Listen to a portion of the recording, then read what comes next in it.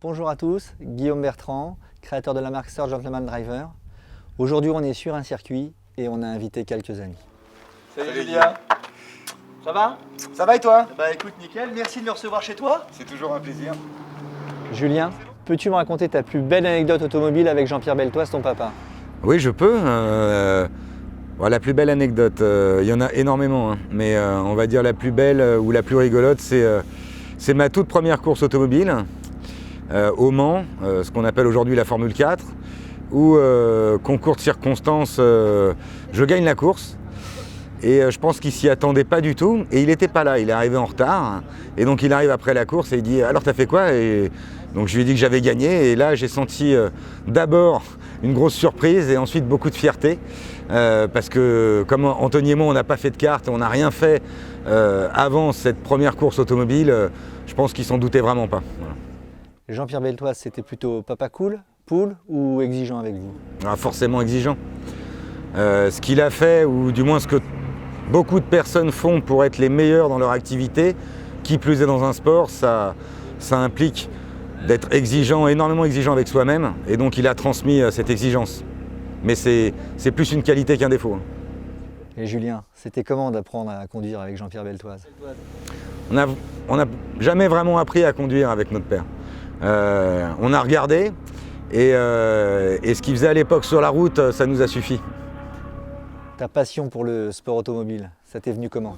Ouais, parce que je suis né dedans, je suis né dedans entre l'image de François Sever qu'on n'a pas connu, qui était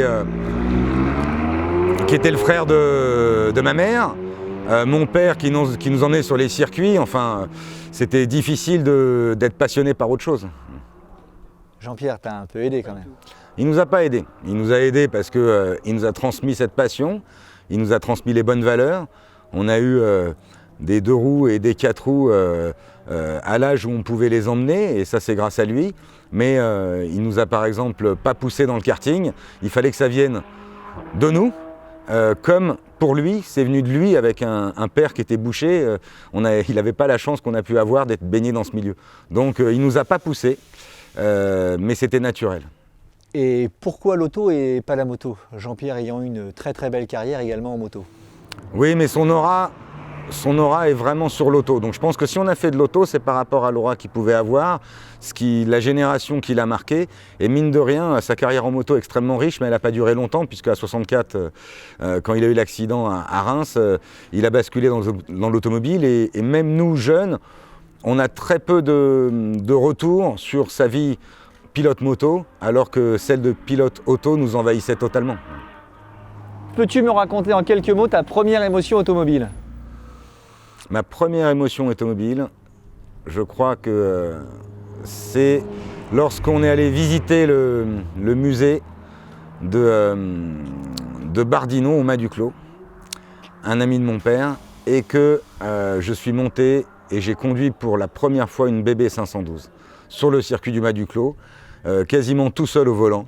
Et il était complètement fou, le père Bardino, de nous avoir laissé faire ça. Et c'est aussi notre première expérience de grand cru ce jour-là, puisqu'il buvait essentiellement des vins magnifiques, et c'est aussi notre première cuite avec mon frère.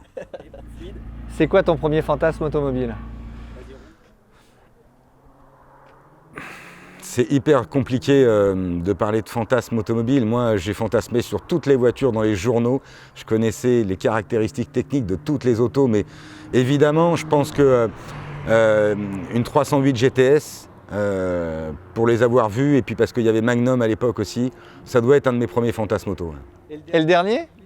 Le dernier, c'est pour l'avoir conduit, c'est la 488 Pista.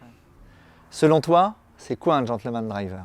C'est une personne qui arrive à concilier le sport automobile en tant que passion, un métier qui le fait vivre parce que peu de gens vivent du sport auto, sauf les professionnels, et ce n'est pas le cas d'un gentleman driver, et une personne qui est respectueuse des autres sur la piste. Existe-t-il pour toi un geste gentleman driver? Oui. Ouais, ça marche. Et maintenant, on va procéder à un petit quiz. Ça marche. Tu es plutôt Steve McQueen ou Paul Newman? Un Steve McQueen. Senna ou Prost? Senna. Schumacher ou Hamilton? Hamilton.